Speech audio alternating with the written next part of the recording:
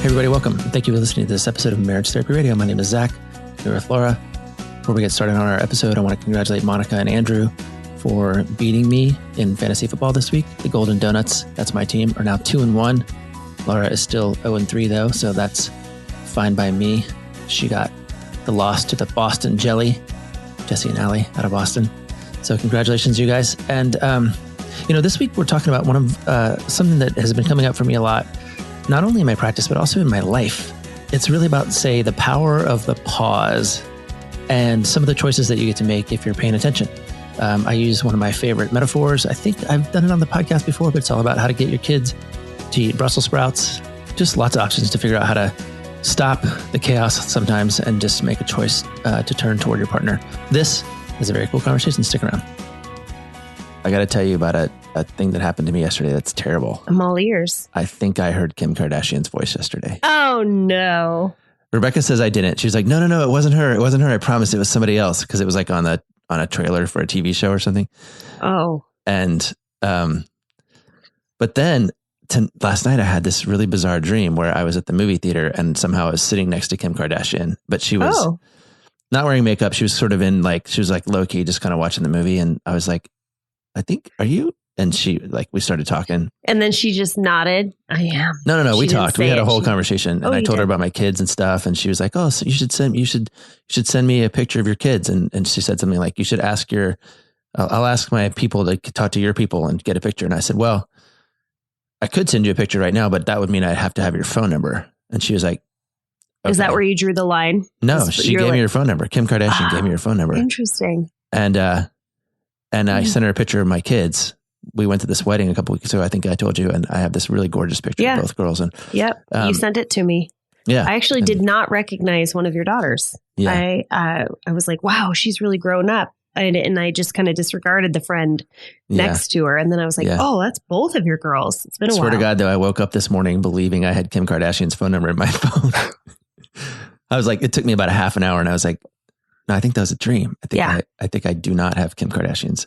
Anyway, so I don't know if that's still a thing for me right now, but it's kind of troubling. You're holding on to it. Well, fingers crossed that you have never.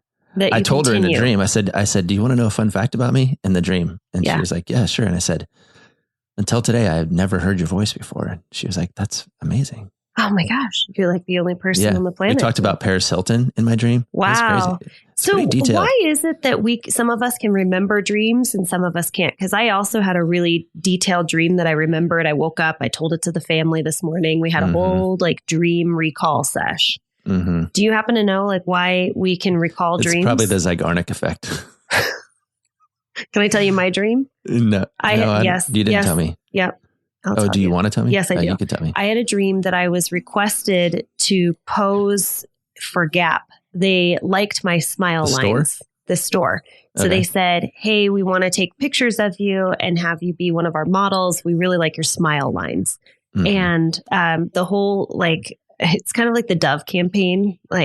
We want average, normal looking people to pose for us was basically what Gap had going on. And it was such a pain in the butt that eventually I remember thinking, Laura, you're not really into this. And this is taking too long. And they're going to Photoshop everything out. I remember standing in front of this screen and they said, we just need to do a test. And so they said, just stand here. We're going to take a picture of you. And then it's going to show us what we need to do. And they took a picture and it immediately altered everything about my head, making it smaller and making the colors different, my hair different. And I said, so basically you just need something that looks like a body, like a human being to wear your clothing. And then you're going to go and you're going to alter everything. Mm-hmm. And they're like, well, kind of. Yeah, basically that's it. Yeah. So tell me what that means about me. Analyze that dream. No. Hey, it's Laura Heck. I'm here talking about my favorite pleasure toys from Dame Products. There's just something about this fall weather that makes me feel like pulling out the candles and lighting the fire and all things warm and cozy. So I have the best idea right now. Pull out your calendar and choose a date somewhere in the future where you're going to have what I call a 5-course dining experience in the bedroom. And what I mean is that you're really going to lean in to all the senses and just savor the pleasure of making a night in to connect with your partner. So Dame has this bundle. It's called the Night In, and it includes all 3 of my favorite pleasure tools that you've already heard about. So included in the Night In bundle is the couple's hand-free vibe called the Eva. There's the Air, which is specifically designed for women who really enjoy oral pleasure. There's massage oil, and there's aloe lube. And what's the best part? It's that Dame offers hassle-free returns within 60 days, so your satisfaction is literally guaranteed. So go to dameproducts.com and use the code MTR today for 15% off the entire site. That code is MTR to take 15% off of your order at dameproducts.com. Okay, so before you guys, I have to have Zach tell you this story because we were just on with our producer checking our audio because, as you know, Laura's been really messing it up lately. Yeah. So we have a babysitter, aka Jason, our producer. And Zach, you're on a new streak, a new flossing streak. And you told us what's up with your new floss game. And I said, you need to tell this to our audience members so they don't think that I'm the only oral hygiene dork or crazy person around. Well, every once in a while I need to get inspired. I feel like inspiration is one of my themes in my life right now. I have 3 and that's one of them. And so it doesn't take much sometimes. And, so every once in a while I get excited about flossing and I try to make a new flossing streak, see how many days in a row. I have an app that I use. This morning I got on the video and Laura's like, what's up with your face? And I was like, oh, I have toothpaste on my face. Sorry. So I wiped it off and she was like, did you floss today? I was like, no, I forgot to floss today. The reason I didn't floss today is because I usually floss in the shower and I forgot. So Jason followed up and said, do you floss with one of those flossing sticks? And you said, no. I floss with regular string. And then Laura said, do you let it just like, what do? Just wash down the drain? And I said, no, what I do is I finish flossing. Pause for puking. Go on. I finish flossing and then I put my floss on the wall of the shower. And then I use it for like 3 or 4 days. And it actually is it's part of how I remember. But I forgot today because our cleaning people came yesterday and they cleaned out the shower and my floss was gone. So I forgot. I can't. Can we? What's wrong with that? Hold on. There's nothing wrong with that. There is. We're going to just take a moment and I need some feedback. I need some direct feedback because First of all, we don't get direct feedback on the podcast. And second of all, nothing is more disgusting than you having only one toothbrush in your house. For the record, we have 2 toothbrushes. They just don't belong to anybody. They circulate. It's still disgusting. That means actually, whatever. Mm-hmm. But we don't share with anybody else. I'm not ashamed of my flossing game. In fact, today I went and flossed while you guys were doing something else today. And now I'm at 11 days in a row. Okay. I'm about to my tell record people, is something like 130. Yeah. So that's what I'm aiming at. I'm trying to go through the end of the year. I'm interested in hearing email. Oh no, get on the Instagram. And is there a way to have like a poll on Instagram that says like what's more disgusting, shared toothbrush or floss on the wall? This is not a debate. Days? This is very clear. You are more disgusting than me. I think we don't even have to vote. Underneath all of this is the reality that we take care of our mouths, our oral hygiene. Yeah, I brush my teeth and you floss. Okay. I mean, I also brush my teeth.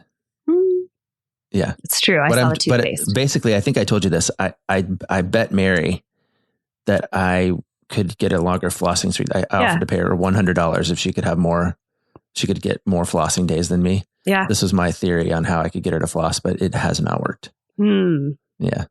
I started, my husband and I are trying to get our kid out of the bed. And I'm sure for many of you listeners, you are out of your bed, out of our bed. Yes. Yeah. Our bed, our shared bed. Not out of his bed. No. I'm trying to get my kid out of her bed every single morning.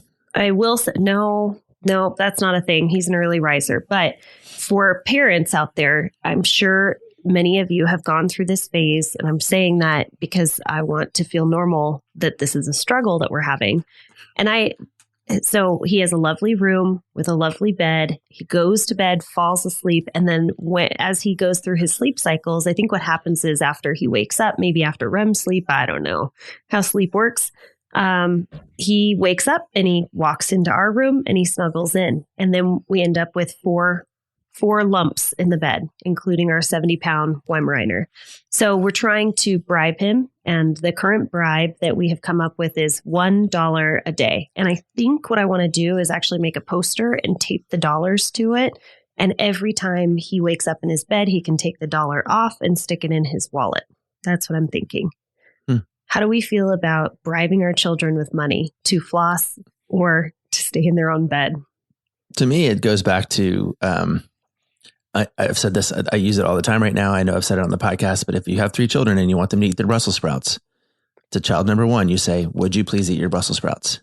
To child number 2, you say, you better eat your Brussels sprouts or you're not going to get any dessert. And to child number 3, you say, I bet you can't eat 10 Brussels sprouts. And the reason we do that is because we're good parents.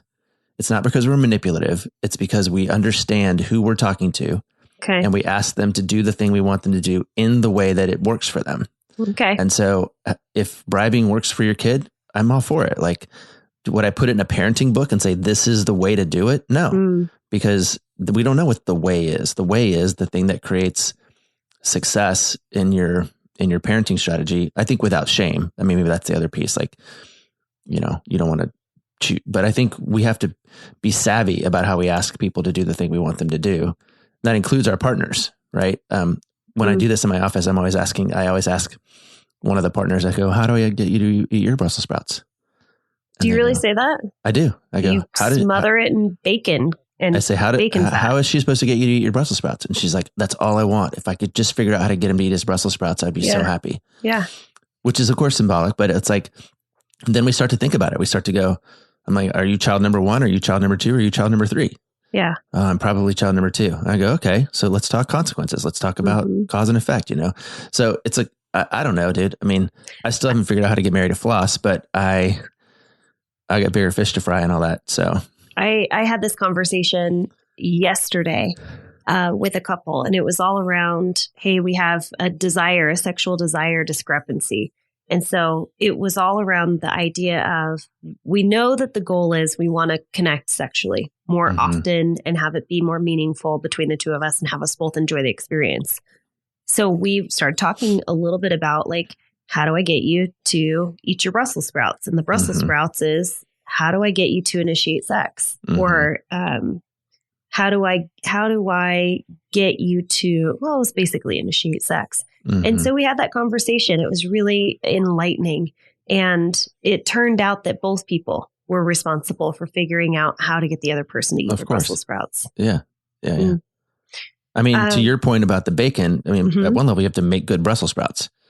You can't just serve up raw Brussels sprouts and be like, here, you eat these, you have to, there is a two-way street here, maybe that's part of it. Number 4, how do I get you to eat your Brussels sprouts? You put bacon on them.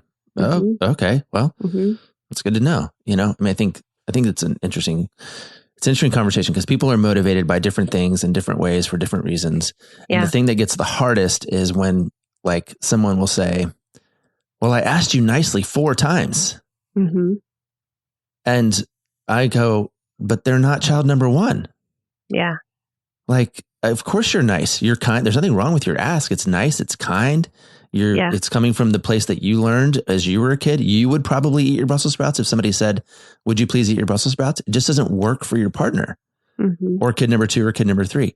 So I don't know. I think we have to open up that conversation a lot more because people get so frustrated by what they think should happen. Right. That's another thing I always say is, like, people always ask me, should I do this? And I go, well, first of all, I reject the premise of your whole question because you started with the word should. Should is not a part of it. Like, it's just like, who decides? The two of you have to decide.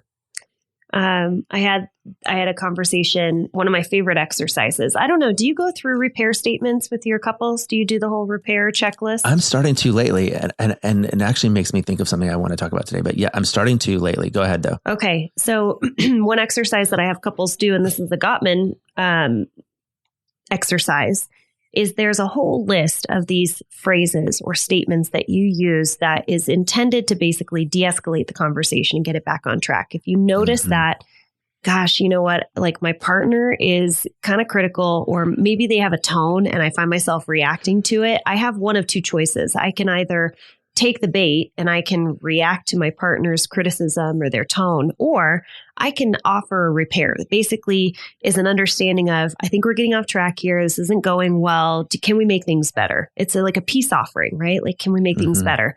So there's this whole checklist in Gottman method when you're working with a couples therapist that's trained that we go through. And what I have couples do is I say, you pick your 5 favorite phrases, 5 favorite things that are going to be that peace offering to your partner that basically says, something's not right here. I want to make things better. So each of them are going through the list, and there's probably about, 45 on the list. And they pick their 5 favorites. And the power is then I have them turn toward each other. And I said, I want you to imagine as the listener that you're already internally activated or frustrated or irritated with your partner. And your partner is saying these magical words to you. Do you find yourself being invited into that repair, that reconnection? Or do you find yourself being more, repelled and even more frustrated? So is the repair actually working to de-escalate the situation? And I had this couple where I think 4 out of 5 of the phrases that he used, he basically said, these are the ones I use all the time. And she shot them down. She was like, nope, nope, nope. All of those are awful. And what we're talking about right now is checking in with your partner and basically saying, like, I want to make things better. How can I get you to eat your Brussels sprouts? Right? Like how, and she was saying all of the ways that you have been trying to repair in the past, like 4 out of 5 of these phrases only infuriate me more. It only reactivates me. And it was a really good learning experience because what he was saying was, hey, I'm going to take what I currently know is going to work or hopefully work. You tell me. And she said, nope, that's not a motivator for me. And that was such good feedback for the 2 of them.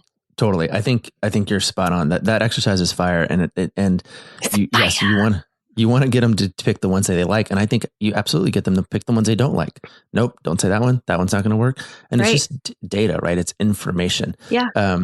There's an urban legend around that list. I don't know if it's an urban, I don't qualify as an urban legend, but, that calm down is not on there. John took it off because no one in the history of calming down has ever been calmed down by being told to calm down. Totally. So there's a couple. I'm going to actually pull it up just so I can give our listeners a feel for like what some of these statements might be. And I recommend that couples just come up with their own code phrase. The one that my husband and I use most often because we're pretty saucy, sarcastic human beings, and he will get pretty spicy sometimes. And I will say, hey, can you just be a little more gentle with me? I'm feeling a little sensitive. Because most of the time I have thick skin. Most of the time his sarcasm lands well. And that's what I love most about him. But sometimes I'm a Scentsy bear and I need him to be more gentle. And it's not about him coming in too hot. It's about me being able to communicate my feelings to him and where I'm at so that he can correct. Because otherwise he doesn't know he's hurting my feelings. Well, there's a big difference between, hey, shut the F up and stop talking to me like that. And hey, I can't hear you because I'm starting to get defensive. Totally. Could we, there's a big gap between those 2 things. And I think we're trying to figure out how to close the gap. Did you pull it up already? I did. Yeah. So there's a couple phrases in here that I love, including, can you please be more gentle? But the one that I just bristle at, like if anybody was to say this to me, like in addition to calm down, is just listen to me right now and try to understand. If anybody says just listen to me, it doesn't matter. Yeah. It doesn't matter what's after that. Just listen to me is going to frustrate me even more. By the way, I think should is a trigger word. Like in a lot of these conversations, I also think just is a trigger word. Like just listen, or we're just friends, or I just think like, is it just, it adds this sort of faux energy that I think isn't quite there, Should we add that? Because we made an ebook a while back that's the 5 dirty words that pick fights. Oh, remember that? Maybe it's the 6 dirty words that pick fights. We've got some new words to add to the list. By the way, I want to sell a book right now. It's not mine, but you'll know the name of this. You'll know this book. It's called Talk to Me Like I'm Someone You Love, which I had never read, but it's sort of, again, it's one of these urban legends when the Gottmans lecture, it almost always comes up. And I like the title, but I've never thought about like what's actually inside the book until I recommended it to a couple. And without reading it? No, I never read it. And I don't know if I quite recommended it. I just sort of like said, oh yeah, there's this book. Da, da, da. Well, she bought it and she read it. She's like, it's fantastic. Wow. It is a terrific book. And it's basically a giant book of that repair checklist. It's all sort of flashcards. So it's like when you're stuck and you don't know what to say and you don't have the skills, it's literally designed like, here's a big page, and the page is, maybe it says, talk to me like I'm someone you love, or, hey, I'm really hurting right now and all I need is a break. And I don't have the words for it, but it's literally like, hold up this flashcard. Really? I bought it, and I'm like, this is actually really terrific. I don't know how you would use it in real time. I'm definitely not going to be in the middle of an argument with Rebecca and then go into the other room, grab my book, come back and hold up a flashcard. But I do think it's kind of consistent with something we've said all the time, all along, which is adding vocabulary, right? It's a new way to say the thing that you're trying to say that you're not very gifted at saying. Yeah. Because most of us don't have training in how to talk, relationally. It's just not a thing that's taught in schools. It's not a thing that we have to kind of do unless we're training for, therapists, or we read a lot of self-help. It's just not a thing we have a lot of access to. So, well, and I actually think the power of these repairs, we didn't know we were going to talk about this until, we're doing a typical Zach Laura conversation that just rolls. I don't know if I've told this story before. So my mother and father-in-law, let's see here. So when I first met my husband, I think it was probably about 16 years ago, I met them, and I didn't grow up in a household where I got to see couples interact. I have, I lived with a single mom the majority of my life. And so I began spending more and more time with my husband's parents, and I saw that they would nitpick on each other, and they would just kind of get into these little spats. And I thought, whoa, they're really fighting. They're bickering. And then eventually something would happen between the two of them. And it was usually one of them would stick their tongue out at the other. And that's when everything just sort of softened between the two of them. So that was their nonverbal way of just sort of repairing in the moment of we're starting to get escalated. What started out as being maybe like a little poking, a little banter is now getting heated, and we're taking a little more personal. And the objective is we still want to stay close. We don't really want to get off the rails or get into a fight. So one would stick their tongue out at each other. So that was 16 years ago. Flash forward, and my father-in-law is in the peak of Alzheimer's, where he's lost all words and ability to communicate. But the thing that stuck with him was the ability to communicate with his body language. Like you could tell if he was getting frustrated. And so the sticking the tongue out was actually really helpful, because he was able to still kind of communicate when he might have been frustrated and wanted to cool off or wanted things to be better by sticking his tongue out, and they would make funny faces at each other. I actually asked my mother-in-law, I said, did you guys ever use like words to cool things off between the two of you? Because I witnessed the tongue thing, sticking your tongue out. And she said, Gary used to say all the time to me, you love me. And that was all, that's all he would say. It was just a reminder of, you love me. Just remember, like you're kind of being critical right now. Just remember you love me. And that was enough to sort of get them back to square one and recognize they're on the same team. They do love each other. Took the heat out of the moment. And that's really all I wanted to talk about somehow. It was this idea of how do you get yourself back on track and repair. We've talked about repair actually a lot on the podcast. I love it. I think repairs, like I just contributed actually to an article for the HuffPost. I think that's what they're calling it now. It was all about repair and flooding and kind of, my main thesis there and everywhere is repair is more important than resolve. Repair is more important than resolve. Repair is more important than resolve, because I think, you can resolve stuff and still be at each other's throats. You can come up with a solution to the problem and still feel less connected, but it's really hard to pursue connection and then screw up the solution finding to the problem. Because sometimes you'll just go, hey, let's punt this and see if we need to solve it tomorrow. Or to your point a little bit earlier, you said something like you have two choices, and I think you have hundreds of choices, but if we prioritize repair, then all we have to do is stop long enough to consider, behind door number 1 is more connection. Behind door number 2 is, maybe more of the same. And then door number 3 is making it worse. And, I had a guy, had a guy in my office yesterday, and we were talking about these 3 doors, and he was like, look, as long as it's not door number 3, I don't care. I'll do more of the same, just not door number 3. But, but the pause was gave them enough energy to go, but what happens if we choose door number 1? What options are available to us? And then I think the repair checklist is great. Talk to me like I'm someone you love is great. Mm-hmm. I think just checking in with your body, yourself is important. But how do you get people to pause? Because I say that all the time, that you have a choice. And what I'm doing is I'm just simply giving you another choice. You probably have felt pretty stuck, like this is a never ending vicious cycle. And all I'm doing is giving you another tool that you can use in that moment. But how do you slow people down enough to choose door number 2? Yeah, I don't know, man. I mean, I think part of this is part of why therapy is so valuable, because you have people in your presence, and as a third party, you can say, hey, let's slow down. Or I'll just straight up interrupt people. When I see a conversation go off, like going off the rails, I might go, hey, just curious, how long would you continue to do this if I didn't stop you?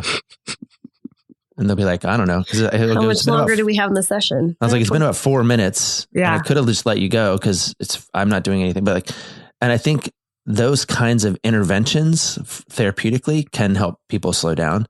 I don't know how you do it, like kind of in the real life. I think people who are listening to this podcast can remember the podcast, kind of go, oh yeah, there's this thing. I don't, but the how isn't as important as like the that. Like we do need to learn how to slow down.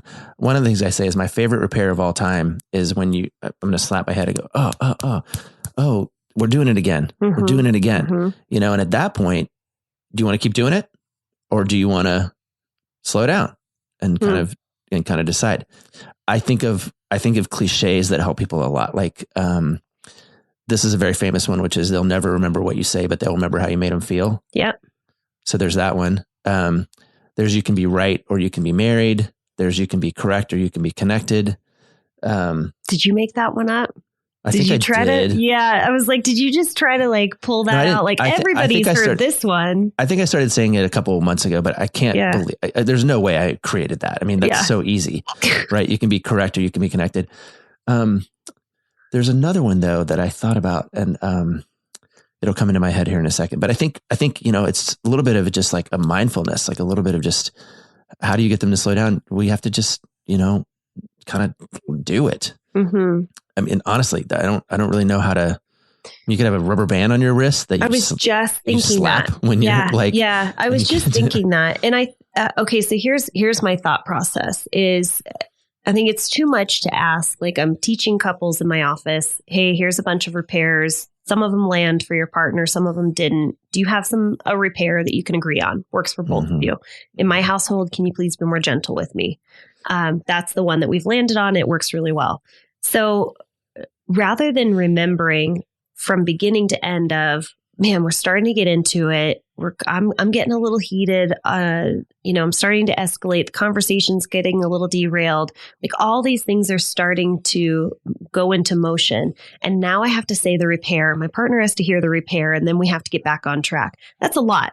So my first deal would be, hey, just for the next week, all I want for you to do is recognize all the moments when you feel disconnected or you feel like there is some tension in the air. Me, the therapist, saying to my this to the couples. Yeah. Is you don't need to repair. You don't need to say anything or do anything differently. I just want for you to acknowledge in some sort of way, this is the moment that Laura was talking about. This is the moment where I would sprinkle in a repair. And as you were saying, maybe you have a rubber band on your wrist.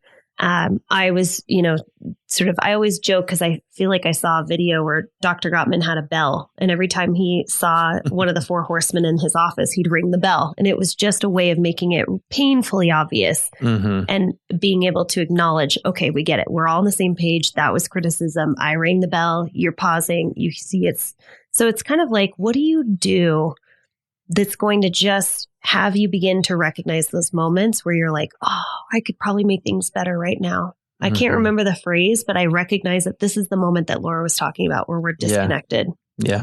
But I would not say, what would Laura tell us to do right now? Are you doing what Laura would tell us to do? You just kind of slow down. I think another one is to say, if you are the partner who is aware enough of what's going on, easy enough for you to say, hey, I think I'm getting in trouble. Yeah. I need to slow down. Yep. Start there before you start with we, or definitely before you start with you. But it never goes over well. Yeah. Mm-hmm. So I don't know. I mean, that's kind of where I'm at right there. It's just kind of how part of it is just figuring out how to go slow to go fast. That's my theory. Go slow to go fast. So, my tip would be, if you're listening to this with your partner. What? I was just thinking about go slow to go fast, because I'm driving Mary to school every morning, and these assholes are like weaving in and out of traffic to try and get to the place there. And then we all end up at the stoplight at the same time. Uh-huh. And I'm like, Mary, don't be that guy. Just stay the course. Just slow and go steady. Slow to go fast. You get, and then we always get, and it's funny. It becomes a race immediately for me. And when we get to the light where I have to turn left, and I got there before the guy who's weaving. Do you make eye contact? I'm like, do you make eye contact? I don't know. I mean, I try. Mary's like, please stop. Please don't say anything to these people. But you're a fast driver, though. I've seen you drive. I'm efficient. My husband. I'm not fast. I'm efficient. Yeah. Which is one of my, that's the second of my 3 values right now that I'm holding dearly. Inspiration and efficiency. Ask, and then what's the third? The third one is, hold on a second. Wow, I can't remember right now. Inspiration, efficiency. Oh, go ahead. Ask me again so I don't look like I don't remember. Hey, Zach. No, you go. I was going to ask you about that. What's the third? Oh, I was going to ask you about that. What's the third? You said inspiration. It's influence. Okay. Are you trying to be an influencer? No, it's not quite that. It's more like I want to, I don't want to be out front. I want to be behind the people who are out front. You want to draft? No, it's not that. It's more like I want to be the wind at their backs. I don't want to be like the person who's out there being on the stage. I want to be the person who's behind the person on stage saying, you got this. Go ahead. We've already determined from my dream, I don't want to be on stage. So I will not be needing your wind. You mean on camera for the Gap? That's right. Yeah. But this episode has been brought to you by... I am now best friends with Kim Kardashian, and I will be using my influence to help her make a positive impact on the world. Oh, well, yeah, that might work out. Kim, have your people call Zach's people. Yeah. All right. Let's land this plane. This is another episode where we're talking about repair, but I think we talked about it a little differently than we have in previous episodes. And if you're new to the podcast, you can go back, just search in the search bar. There's a way to search in the search bar repair, and you'll find it. There's at least 2 other episodes that have been done in the last 5 years of our life together on this 2017. podcast. So 17, 18, 19, let's see, 18, 19, years. 20, 21, 22, 5 years. Yeah. Our birthday's coming up. It's like in a couple weeks. Birthday. Yeah. Podcast is 5 years old. Our friendship is 10 years old. When? Do you remember the exact date? It's like October, November 2012. Okay. I'll send something to you through Instacart to your door. No, you won't. If you know the story, it's a pretty good one. You were not happy because you were on a diet. Talking. We got to go. All right. We're landing. All right. Bye. Thank you for listening to this episode of Marriage Therapy Radio. Just to bring you back to the debate that Zach and I had of who's more disgusting, you can send us your comments on the Instagram, Marriage Therapy Radio. Let us know if it's more disgusting that I have 2 toothbrushes in a household of 3 people that we all universally use, or that Zach stores his floss on the wall. I'm so grossed out by that. I think you're biasing the electorate. That's not. I'm not. I want to. I have a problem with this at the level of election integrity. No, I want an honest to goodness response. So go ahead and send it. And I don't even have access to the Instagram, but Zach will let me know how it fares. I'm going to let you know that I won. So, well, I might just join Instagram just for the week. Thanks for all of your time and attention, making your relationship better today than it was yesterday.